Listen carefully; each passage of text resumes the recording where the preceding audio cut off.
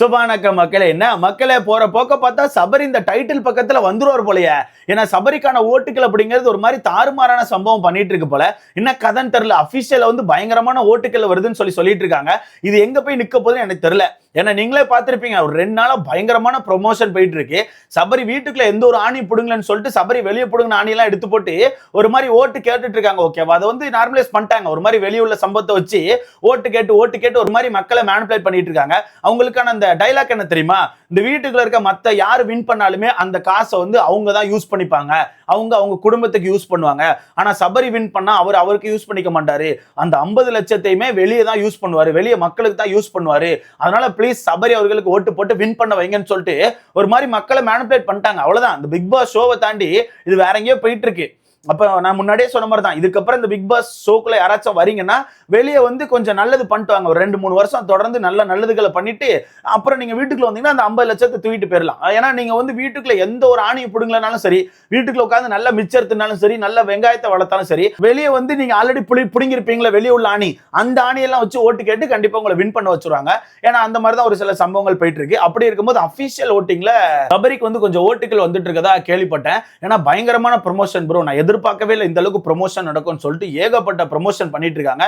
அந்த வகையில சபரிக்கு கொஞ்சம் ஓட்டுகள் வந்திருக்கு. அரோராக்கான ஓட்டுகள் வந்து நான் நினைச்ச மாதிரியே பயங்கரமா டவுன் ஆயிருக்கு.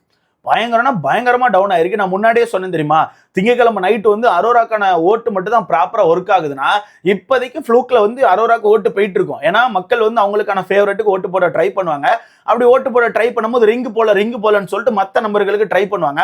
அப்படி ட்ரை பண்ணும்போது அரோராக்கு வந்து ஃப்ளூக்ல ஓட்டு விழுந்துட்டே இருக்கும். ஓகேவா, அது பாட்டு ஓட்டு போயிட்டு இருக்கும். ஒரு 1 டேக்கு அரோராக்கான ஓட்டுகள் ஹைல இருக்கும்.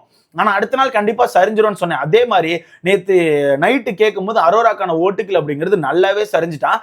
அரோரா 4வது இடத்துல இருக்காங்க. சேம் விக்ரமுக்குமே இப்ப பயங்கரமான ப்ரமோஷன்ஸ் போயிட்டு இருக்கு. எல்லாருக்கும் போகுது ப்ரோ. ஒரு சைடு சபரிக்கு போகுது, ஒரு சைடு விக்ரமுக்கு போகுது, ஒரு சைடு திவ்யாக்கு போகுது. எல்லாருக்குமே அரோரா கூட போயிட்டு இருக்கு. அரோரா கூட ஏதோ ஏஐ வச்சு பயங்கரமா பேனர்ஸ்லாம் ரெடி பண்ணி பேனர்ஸ் ஃபுல்லா அரோரா இப்படி இருந்து ஓட்டு கேட்டுட்டு இருக்காங்க. அதெல்லாம் தூக்கி போட்டு ஓட்டு கேட்டுட்டு இருக்காங்க. என்ன எல்லாமோ பண்ணிட்டு இருக்காங்க. ஸோ 4 பேருக்கும் பலத்த ப்ரமோஷன் போயிட்டு இருக்கு. இதுல எவனும் வந்து திவ்யாக்கு மட்டும் தான் பிஆர் இருக்கு, திவ்யாக்கு மட்டும் தான் பிஆர் இருக்குன்னு வரக்கூடாது. வெளியே போய் பாரு சோசியல் மீடியால சபரிக்கு எந்த அளவுக்கு முட்டு கொடுக்குறான்னு உனக்கே தெரியும். சபரி வீட்டுக்குள்ள எந்த ஒரு கண்டென்ட் பண்ணலன்னு சொல்லிட்டு வெளியே உள்ள கண்டென்ட்லாம் எடுத்து போட்டு பயங்கரமா ப்ரொமோட் பண்ணி ஓட்டு கேட்டுட்டு இருக்காங்க. அதுக்கு பேர் தான் பிஆர். எப்படி திவ்யாக்கு வந்து போஸ்டர்ஸா போட்டு ஓட்டு கேட்டுட்டு இருக்காங்களோ அதே மாதிரி சபரி வெளியே பண்ண சம்பவத்தை எடுத்து போட்டு ஓட்டு கேட்கறதுக்கு பேரும் பிஆர் தான். அதை புரிஞ்சுக்கோங்க சரியா. பயங்கரமான ப்ரொமோஷன் போயிட்டு இருக்கு ப்ரோ. வேற லெவல்ல ப்ரொமோஷன் போயிட்டு இருக்கு. அந்த வகையில அபிஷியல்ல நம்ம திவ்யா அவர்கள் தான் முதல் இடத்துல இருக்காங்க. அது எந்த ஒரு மாற்றமும் இல்லை. இப்போ ஒருத்திக்கு திவ்யா வந்து முதல் இடத்துல இருக்காங்க. ஆனா முந்தானத்து பாக்குற வரைக்கும் நம்ம சபரிக்கான ஓட்டுகள் அப்படிங்கிறது கொஞ்சம் டவுனா தான் இருந்து. ஆனா நேத்து நைட்டு கேட்கும்போது சபரிக்கான ஓட்டுகள் அப்படிங்கிறது நல்லாவே ஏறி வந்திருக்கு. ஏன்னா சபரி வந்து இப்ப 2வது இடத்துல இருக்காப்ல. எப்படி திவ்யா வந்து முதல் இடத்துல பயங்கரமான ஓட்டுகளை வாங்கி லீடு எடுத்துட்டு இருக்காங்களோ அதே மாதிரி சபரியை பொறுத்த வரைக்கும் நல்ல ஓட்டுகள் வாங்கிட்டு இருக்காரு போல. நல்ல ஓட்டுகள் வந்துட்டு இருக்கா. சொல்ல முடியாது, இதே ஃபோர்ஸ்ல வந்துச்சுன்னா நாளைக்கு ஒரு முதல் இடத்துக்கு கூட வர வாய்ப்பு இருக்குன்னு சொல்லிட்டு இருக்காங்க. சொல்ல முடியாது, இன்னைக்கு நைட்டு கூட ஏதாச்சும் சேஞ்ச் ஆக வாய்ப்பு இருக்கு. அந்த அளவுக்கு ப்ரொமோட் பண்ணிட்டு இருக்காங்க. ஏன்னா இந்த சண்டை வந்து இப்ப வேற லெவல் சண்டையா போயிருச்சு ப்ரோ. இது வந்து சபரி வர்சஸ் திவ்யான்னு இல்லாம அதை தாண்டி 2 கார்பரேட் கடைக்குள்ள சண்டை பண்ண மாதிரி எனக்கு தோணுது. புரியும் நினைக்கிறேன், உங்களுக்கு கண்டிப்பா புரியும். திவ்யா எங்க ஒர்க் பண்றாங்க, சபரி எங்க ஒர்க் பண்ணாருன்னு சொல்லி உங்களுக்கே தெரியும். அந்த வகையில 2 கார்பரேட் கடையில பெரிய பிரச்சனை போன மாதிரி போயிட்டு இருக்கு. அந்த அளவுக்கு ஓட்டுகள் வந்து பயங்கரமா ப்ரமோட் பண்ணி கேட்டுட்டு இருக்காங்க. பயங்கரமா ப்ரமோட் பண்ணி கேட்டுட்டு இருக்காங்க. நம்ம விஜய் டிவியை பொறுத்த வரைக்கும் நம்ம சேனல் ப்ராடக்ட் அவனை எப்படியாச்சும் தூக்கிட்டு வந்துடணும்னு சொல்லிட்டு அவங்க ஒரு சைடு முக்குறாங்க. அந்த சைடு பார்த்தா திவ்யாவுக்கு மக்கள் ஓட்டுகளை வாங்கி கொடுத்தே ஆகணும்னு சொல்லிட்டு அவங்க ஒரு சைடு உட்காந்து முக்கிட்டு இருக்காங்க. மாத்தி பயங்கரமா சண்டை செஞ்சுட்டு இருக்காங்க. இது எங்க போய் நிக்க போன்னு தெரியல. பட் இப்போதைக்கு திவ்யா அவர்கள் தான் முதல் இடத்துல இருக்காங்க. அது மாற்று கருத்தே கிடையாது. 2வது இடத்துல நம்ம சபரி அவர்கள் இருக்காப்ல. 3வது இடத்துல அரோரா இருப்பாங்க நீங்க நினைப்பீங்க. ஆனா அரோரா 3வது இடத்துல இல்ல. அரோரா பொறுத்த வரைக்கும் 4வது இடத்துக்கு போயிட்டாங்க. ஸோ விக்ரம் அவர்கள் தான் 3வது இடத்துல இருக்காப்ல. நான் சொன்னேன்ல, இப்போ வந்து திங்கக்கிழமை இப்போ அரோராக்கு ஓட்டுகள் விழுந்துட்டு இருக்கு நம்ம பேசிட்டு இருக்கோம். ஆனா அது வந்து கண்டிப்பா அரோராக்கு மிகப்பெரிய நெகட்டிவை கொடுக்கும். மக்கள் ஒரு கட்டத்துக்கு அப்புறம் அரோராக்கு ஓட்டுகளே போட மாட்டாங்க. என்னமா உனக்கு சேனல் சப்போர்ட் பண்ணுதாமா, இருமா உனக்கான ஓட்டுகளை கட் பண்றேன்னு சொல்லி அரோராக்கு ஓட்டு போடுற நபர்கள் கூட சம்டைம்ஸ் கட் பண்ணி வேற யாருக்கா ஓட்டு போட ஆரம்பிச்சிருவாங்க.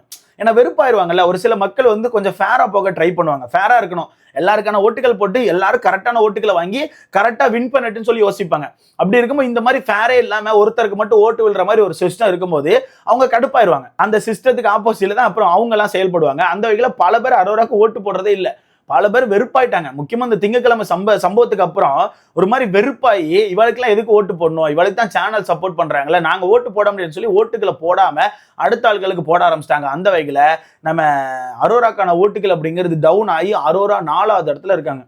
அண்ட் விக்கல் சிகரம்கான டீம் வந்து பயங்கரமா ஒர்க் பண்ணிட்டு இருக்காங்க. பயங்கரம் ப்ரொமோஷன்லாம் வெறியா பண்ணிட்டு இருக்காங்க. அங்க எங்கன்னு பாத்தீங்கன்னா போஸ்டர்ஸை போட்டு பயங்கரமா ஓட்டுகளை கேட்டுட்டு இருக்காங்க. அப்படி இருக்கும்போது விக்ரம் அவர்கள் 3வது இடத்துல இருக்காப்ல. என்ன கேட்டீங்கன்னா ஓப்பனா ஒரு விஷயத்த சொல்லலாம் அப்படின்னா விக்ரம் அவர்கள் 2வது இடத்துக்கு டிசர்வான ஒரு பர்சன் நான் நினைக்கிறேன். அது எனக்கு ஏதோ தோணுது ப்ரோ. ஏன்னா விக்ரமை பொறுத்த வரைக்கும் அவ்வளவு விஷயங்கள் பண்ணியிருக்காரு ப்ரோ. நல்லா யோசித்து பாருங்களேன்.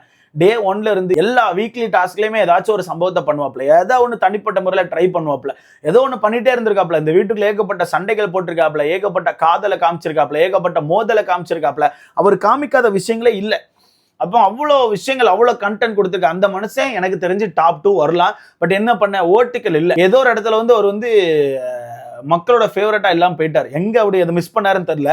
ஐ திங்க் கடைசியா திவ்யா கிட்ட சண்டை போட்டது நான் நினைக்கிறேன். திவ்யா கிட்ட சண்டை போட்டது அது மட்டும் இல்லாம நிறைய இடங்கள்ல அவர் தான் கேமர், அவர் தான் கேம், நான் தான்ப்பா கேம் அப்படின்னு சொல்லி கொஞ்சம் ஆட்டிடியூட்லாம் காமிக்க ஆரம்பிச்சார். அது கொஞ்சம் மக்களுக்கு பிடிக்காம போயிடுன்னு எனக்கு தோணுது. மொத்தமா முடிச்சு விட்டாங்க, அவ்வளவுதான். 3வது இடத்துல இருக்காப்ல. இன்னும் 2 நாள் இருக்கு, இன்னையோட சேர்த்து 2 நாள் இருக்கு. பட் இன்னைக்கு மட்டும் தான் கொஞ்சம் அதிகமா புஷ் பண்ண முடியும். பட் இன்னைக்குமே மக்களே ஷோ பார்க்கறது கொஞ்சம் கம்மியா தான் இருக்கும். ஏன்னா வெறுமனைக்கு பொங்கல் செலிப்ரேஷன் தான். லைவ்ல எதுவும் இருக்க போறது இல்ல, ப்ரோமோலையும் எதுவும் இருக்க போறது இல்ல, எபிசோட்லயும் எதுவும் இருக்க போறது இல்ல. வெறுமனைக்கு பொங்கல் செலிப்ரேஷன், சின்ன சின்ன டாஸ்க் இருக்க போது. அப்படி இருக்கும்போது இன்னைக்கு மக்கள் பெருசா பார்த்து ஓட்டு போடுவாங்களான்னு கேட்டீங்கன்னா வாய்ப்பு கம்மி தான். ரெகுலரா போட்டுட்டு இருக்க மக்கள் வந்து அதே மாதிரி ரெகுலரா ஓட்டுகளை போட்டு போவாங்க. புதுசா யாருமே யாருக்கிட்டே ஓட்டுகளை வாங்க முடியாது. அதே மாதிரி வெள்ளிக்கிழமையுமே ஒண்ணுமே இருக்காது. வெள்ளிக்கிழமை சேம் அதே மாதிரி தான். உங்களுக்கே தெரியும், வீட்டுக்குள்ள சும்மா கடைசி ஒரு ஏவி மாதிரி போட்டு எல்லாரையும் அளவு வச்சு வீட்டுக்கு அனுப்பிடுவாங்க. அதுக்கப்புறம் இவங்களுக்கான அந்த க்ரூமிங் செக்ஷன் மட்டும் தான் போகும். அது முடிஞ்சதுக்கு அப்புறம் நைட்டு வணக்கத்தை போட்டு லைவை கட் பண்ணி விட்டுருவாங்க. அவ்வளவுதான். நாளைக்கு மொத்தமா முடிஞ்சிடும், பிக் பாஸே முடிஞ்சிடும். இந்த 2 நாள் கேப்ல யார் ஓட்டுகளை வாங்க போறாங்கன்னு தெரியல. வெயிட் பண்ணி பார்க்கலாம். என்ன கேட்டா திவ்யா தான் டைட்டில் வின் பண்ணுவாங்க, அது மாற்று கருத்து கிடையாது. பட் திவ்யாக்கான ஓட்டுகள் இன்னும் கொஞ்சம் ஸ்ட்ராங்கா இருந்தா நல்லா இருக்கும்னு எனக்கு தோணுது. ஸோ உங்களுக்கு தெரியும் யாருக்கு ஓட்டு போடணும்னு சொல்லிட்டு. உங்களுக்கான ஃபேவரட்டுக்கு நீங்க மறக்காம ஓட்டுகளை போட்டுருங்க. ஏன்னா இன்னும் 2 நாள் தான் இருக்கு, இன்னையோட சேர்த்து 2 நாள் தான் இருக்கு. ஸோ மறக்காம ஓட்டுகளை குத்துங்க. ஸோ பார்க்கலாம் யார் டைட்டில் வின் பண்ண போறான்னு சொல்லிட்டு. ஆனா ஒண்ணு ப்ரோ, என்னதான் கானா வினோத்தர்கள் பணப்பட்டி எடுத்துட்டு வெளியே போனாலும் கானா வினோத் தான் இந்த சீசனோட டைட்டில் வின்னர் ப்ரோ.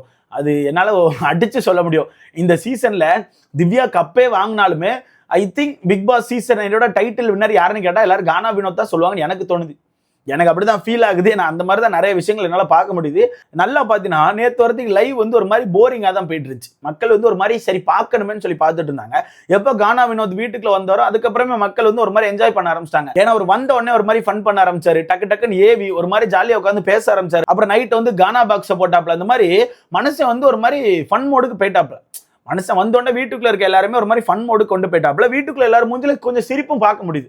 அது வரைக்கும் சிரிப்புகள் இல்லாம ஒரு மாதிரி வெறுப்புகளை தானே காட்டிட்டு இருந்தாங்க. அதனால எனக்கு தெரிஞ்சு இந்த பிக் பாஸ் முடிஞ்சதுக்கு அப்புறமும் திவ்யா வந்து கப்பை வாங்கினதுக்கு அப்புறம் கூட யாரு டைட்டில் வின்னர்னு கேட்டா மக்கள் வந்து கண்டிப்பா வினோத்தை தான் சொல்லுவாங்கன்னு எனக்கு தோணுது. காலங்காலத்துக்கு இந்த விஷயம் நின்று பேசணும்னு எனக்கு தோணுது. ஆனா நான் சொன்ன விஷயத்த நேற்று கனி அவர்களும் வீட்டுக்குள்ள சொல்லியிருந்தாங்க. கனி மட்டும் இல்ல, நம்ம பிரவீன் காந்தி சார், பிரவீன் ராஜி, நிறைய பேர் ஆக்சுவலா நான் சொன்ன ஒரே விஷயத்த அவங்களும் சொல்லியிருந்தாங்க. ஒருவேளை இந்த சீசன்ல கானா வினோத் உள்ள இருந்து இந்த கப்பை வின் பண்ணியிருந்தா கூட கானா வினோத்துக்கு இந்த அளவுக்கு ஒரு வரவேற்பு, இந்த அளவுக்கு ஒரு ஒரு சப்போர்ட் கிடைச்சிருக்குமான்னு கேட்டீங்கன்னா வாய்ப்பு கம்மி தான். அவர் இந்த பணப்பட்டி எடுக்க போய் தான் அவருக்கான அந்த வாழ்க்கை அப்படிங்கிறது டேர்ன் ஆயிருக்கு. அப்ப இந்த பிக் பாஸை பத்தி எப்பவுமே சொல்ற விஷயம் கரெக்டா தான் இருக்கு. இந்த பிக் பாஸ்ல டைட்டில் வின் பண்றவங்க கூட ஒரு மாதிரி காணாம போயிருவாங்க. இந்த பணப்பட்டி எடுக்கிறவங்க ஒரு மாதிரி அன்ஃபேரா எவிட் ஆகி வெளியே போவாங்க தெரியுமா, அந்த நபர்கள் தான் ஒரு மாதிரி மக்கள் கிட்ட பயங்கரமான சப்போர்ட்டுகள் எடுக்கிறாங்க. எடுத்துக்காட்டுக்கு இப்போ வரைக்கும் எனக்கு கவின் மட்டும் தான் இருக்காரு. அவர் டைட்டில் வின்னர் ஆக வேண்டிய ஒரு ஆளு. ஆனா அவரும் அதே மாதிரி தான் யோசிச்சாரு, நமக்கு கிடைக்குமா கிடைக்காதா, ஒருவேளை நெகட்டிவா இருந்திருக்குமோன்னு சொல்லிட்டு பயந்து பணத்தை எடுத்துட்டு போனாப்ல. அந்த மனுஷன் இப்ப எங்க இருக்காரு பாத்தீங்களா? சேம் அதே மாதிரி தான் இந்த மனுஷனும் பயந்தாப்ல பணப்பட்டி எடுத்தாப்ல. ஐ திங்க் இந்த மனுஷனுக்கு சேம் அதே மாதிரி பயங்கரமான ஒரு சப்போர்ட் கிடைச்சிருக்கு. அதை யூஸ் பண்ணி மனுஷன் மேல வருவாருன்னு எனக்கு நம்பிக்கை இருக்கு. ஸோ வெயிட் பண்ணி பார்க்கலாம். இதை பத்தி உங்களுக்கான கருத்து என்னன்னு சொல்லிட்டு மறக்காம கமெண்ட்ல போடுங்க. வீடியோ லைக் பண்ணிக்கோங்க, சேனல் சப்ஸ்கிரைப் பண்ணிக்கோங்க. அடுத்த வீடியோல பார்க்கலாம்.